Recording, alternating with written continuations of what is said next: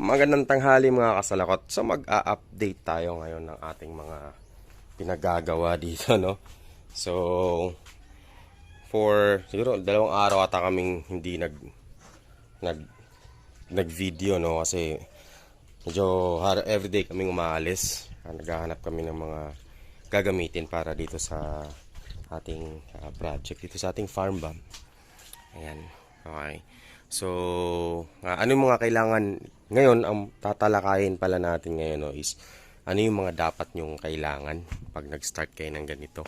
Ano ba yung mga minor things na dapat nyong kino-consider na meron kayo bago kayo mag-start. So, nisipan ko siyang gawin ngayon kasi meron nga kami mga gamit na kulang. And usually kapag may kulang tayo na gamit, no, is madidelay yung ginagawa natin. Di naman siya major, no? But ayun nga, aalis tayo, tapos maghahanap. So siguro that's my fault din kasi hindi ko din siya pin-repair ba. Kasi nag-aabang lang din naman kasi tayo na mauna to matapos. And then, okay. So, ayun. So bumili kami, ito yung mga pinagbibili namin, no? So, andun na lahat ng mga nutrient solution natin. So ito, pinakita ko na sa inyo, no. So meron na tayong B, itong solution B natin. Dito din yung solution A natin. So yan yung calcium nitrate, ito yung NPK natin with magnesium sulfate. At ito, kung nakikita nyo, ito yung phosphoric acid natin na diluted na sa tubig. This will adjust the acidity nung tubig natin, okay, para fit doon sa ating mga halaman. So, ayon yung NPK na ginagamit natin, okay, diyan sponsored ni NH or ni NutriHydro.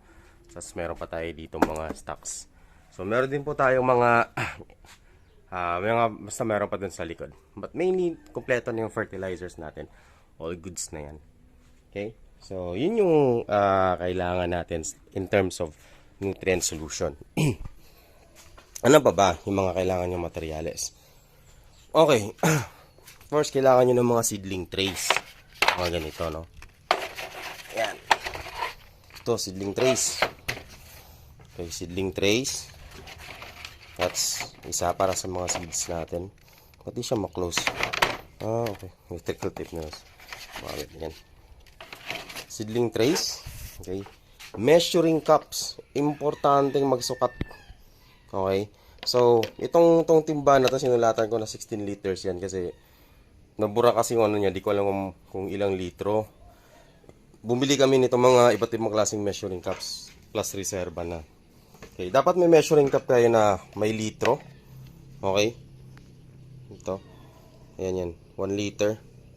Meron kayong mga ml din na yan 50. At saka dapat meron pa kayong measuring cup na less than 50, like yung 1 to 30 or 50. Okay, which is yun yung di ko mahanap.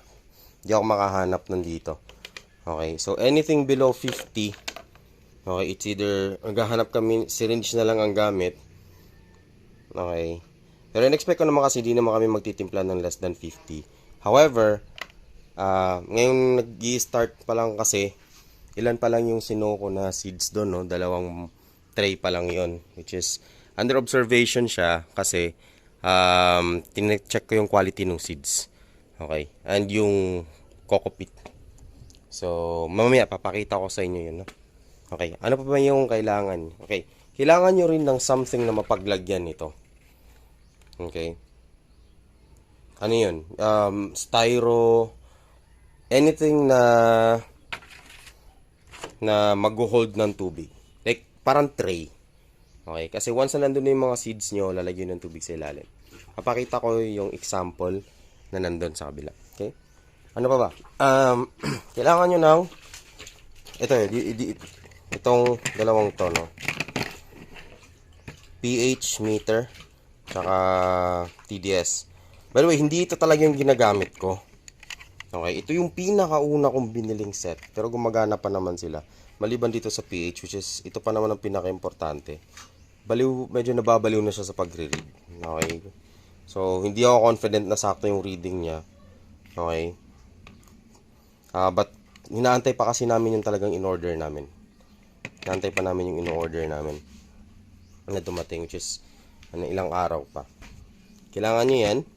I suggest yung bilhin nyo yung bilog, yung heavy duty, na maganda yung probe. Tsaka 5-in-1 na siya. TDS meter na siya, may EC, salinity, temperature, ano pa ba? pH. Alright. Ano pa ba? Kailangan nyo rin ng panghalo. So, ito na lang ginagamit kong panghalo, no? PVC. Okay. Kailangan nyo rin ng spray, kung yung para sa mga seeds.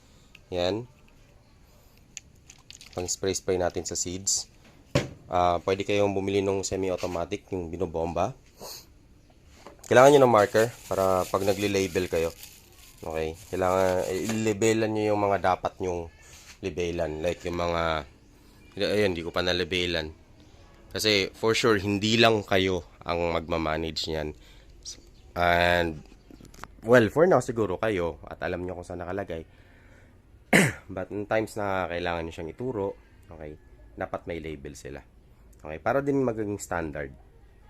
Meron din tayong mga pitchel. So, para saan itong mga pitchel na to? 3 pitchel lang meron tayo. Okay.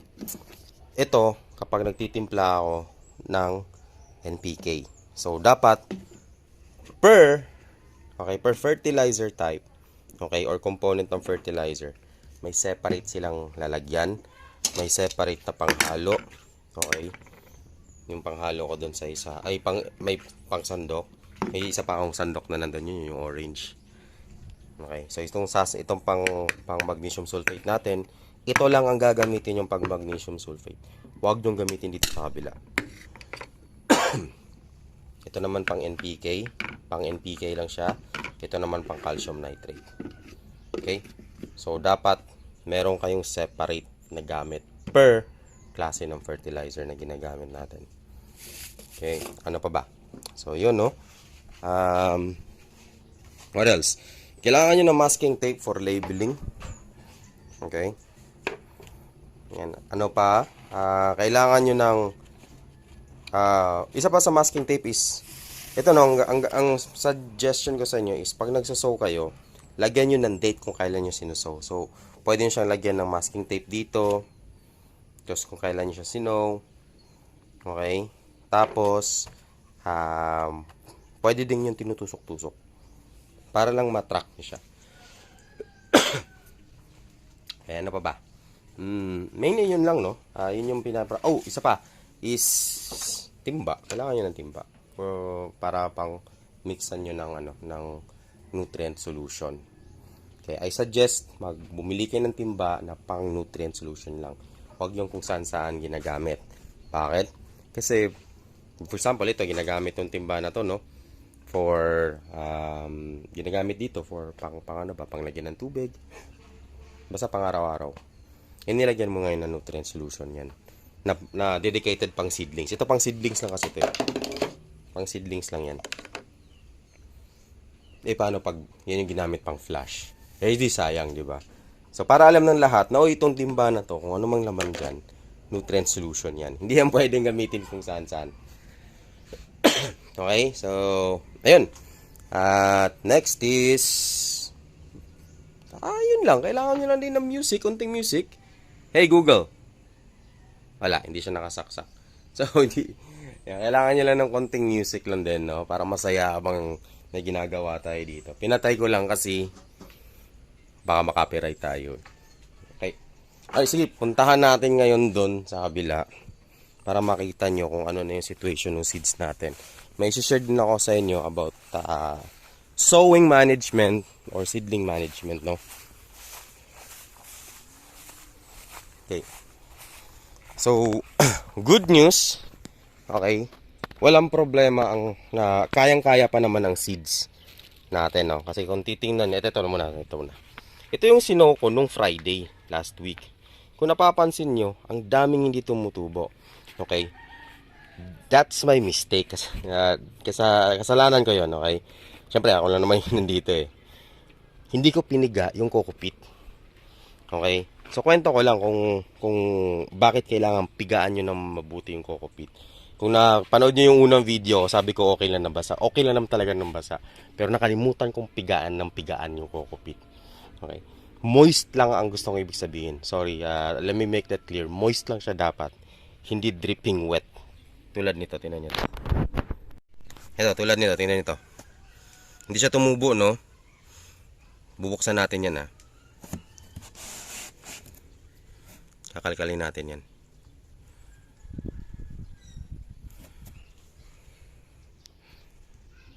Ito yung seed ni Rikes 1. So, coated siya para, para tawag nito, protected yung seeds during mga changes ng temperature, ganun. So, maganda talaga ang seed ni Rikes 1 or in general, pelletized seeds. Okay. Kung titingnan natin dito, teka, hanapin ko yung seeds ha.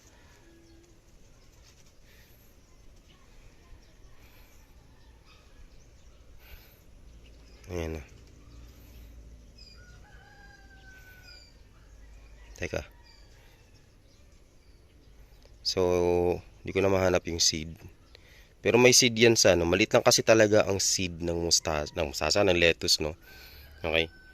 So, ano nangyayari kung bakit ganun hindi lahat nag-germinate, no? Sabi ko, hindi ko napigaan yung coco peat. Okay. So, tinan niyo yung coco peat. Nakita niyo ayan. So, ano nangyayari sa seeds? Itong condition na ganito, okay lang yan kapag ganito na sila. Tumubo na. Na-absorb na kasi nila yan.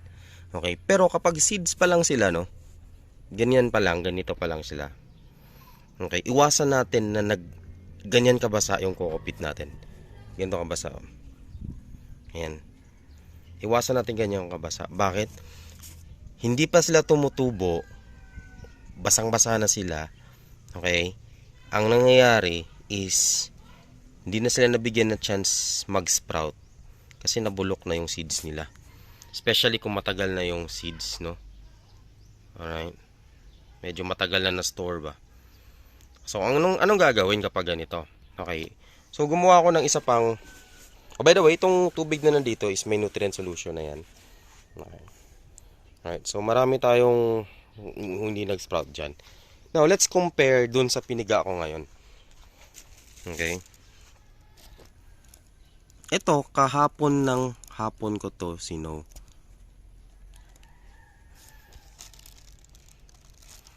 Ayan. Kung napapansin na yan, nag-sprout na sila, no? Nagugat na. Ayan. Lahat yan nag-sprout. 100%. Unless may na-miss ako, no? Pero so far, nakikita ko 100% tumubo. Lahat meron yan, no? Kita niyo yan? Ang gandang tingnan yan. So, hindi ako makapag-antay na ganyan ang itsura nila. Sobrang cute niyan. Ayan. So, anong ginawa ko dito na iba dito? Piniga kong mabuti yung coco peat. Same coco peat ang gamit ko, ha. Buff din to, pero piniga ko tong mabuti. As in, parang dinry ko siya. Tapos, pagkasuko ng mga seeds, okay, inisprayhan ko lang sila. Light spray sa umaga, light spray sa hapon. Okay. Ngayon, once na nag-sprout na sila ng ganyan, pwede nyo na sila i-introduce sa araw. At pwede nyo nang lagyan ng tubig. Ito may nutrient solution na rin to. Ayan. And then that should actually give the seeds medyo... Ano to? Teka na. Ayan, meron din. Akala ko wala. Ayan. So minsan tinutulungan ko yung mga seeds mag-breakthrough, no? Kasi may napansin kasi ako before na hindi sila naka-breakthrough sa pellets. Yung tip kulay dilaw. Nakaka-recover naman pero gusto ko ma-early pa lang na sila. Ayan. So yun, going back. Kailangan lang natin ang inispray-sprayan ko na sila ng umaga tsaka hapon. Okay, so for now, this is still under observation, no? Kasi we are in a new environment, new temperature. Medyo mainit dito. Okay? But I'm confident na kaya natin tong palakihin. Alright, dito. So, siguro mas marami lang tayong maintenance dito in the future if makita natin na kailangan natin adjustin yung temperature. Like, ang kulang na lang dito siguro, if ever that would be the case, would be shade net. Shade net. I don't think we need ventilation. Okay? But siguro shade net for pag dumating na yung panahon na sobrang init. Okay? But resilient naman yung mga lettuce, no? Natin. Basta may continuous supply ng water. Alright? So, yun.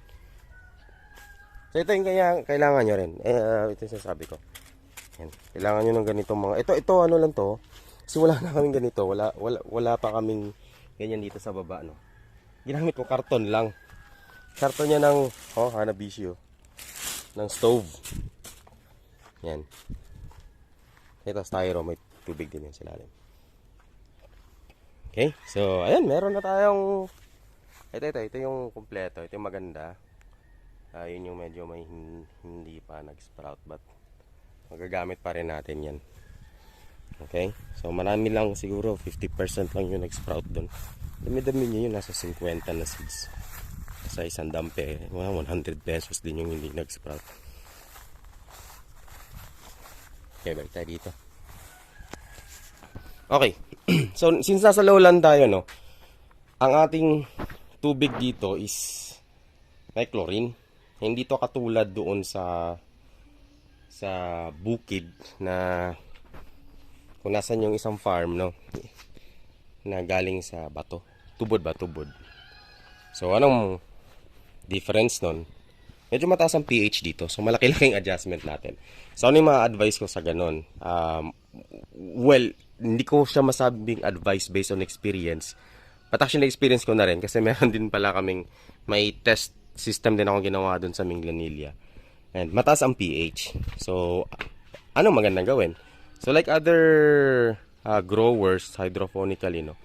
Pasingawin nyo muna yung tubig. So, lagay nyo lang muna sa timba o malaking container. Hayaan nyo muna silang pasingawin yung chlorine ba. Okay. So, pag sumingaw na yung chlorine, siguro after a day, ayan, medyo mas okay na gamitin yan. Kung umuulan naman sa inyo or madalas umulan, no, yung tubig ulan na lang gamitin nyo. Mas okay yan. Mas maganda siya gamitin. Okay. Ngayon, kung meron naman kayong tangke, mga ganyan tangke, okay na rin yan. Meaning, hindi nyo siya kailangan pasingawin. Kasi dyan pa lang sa tangke, medyo sumisingaw na rin siya. Okay. Tsaka mas matagal naman sila nabababa dyan sa tangke. So, okay na rin yan. So, ang pag-test ko kasi dito sa pH, no, nasa 7+. Maglalaro sa 7 to 8 yung pH. Pero, yun nga sabi ko, itong ginamit ko, medyo may sayad na. Tingnan mo. Kasi matagal siyang hindi nagamit.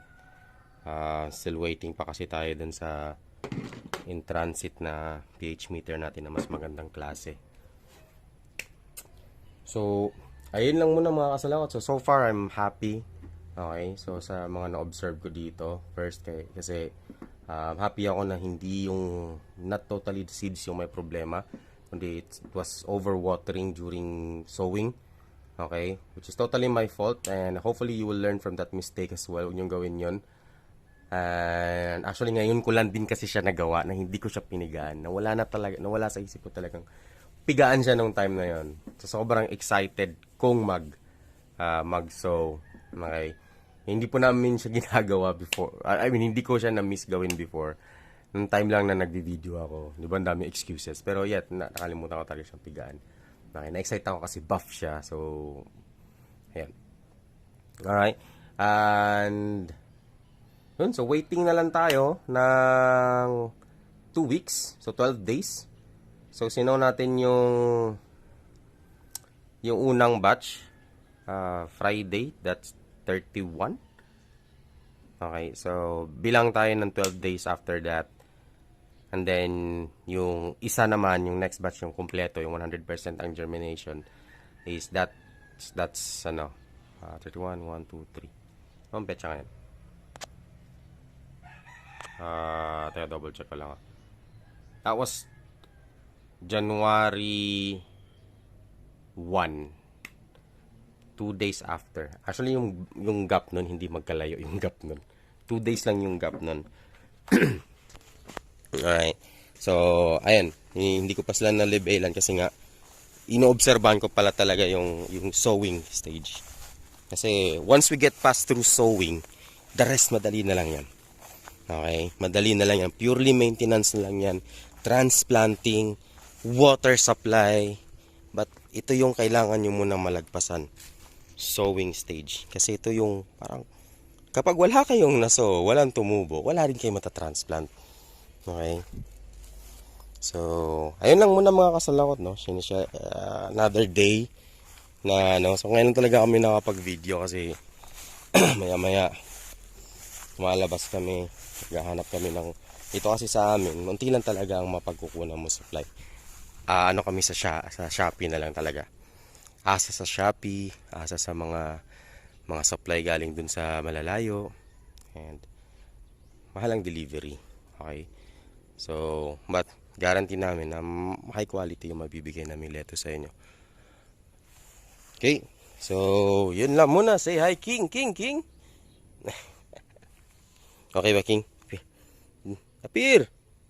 Ayaw niya makipag-appear.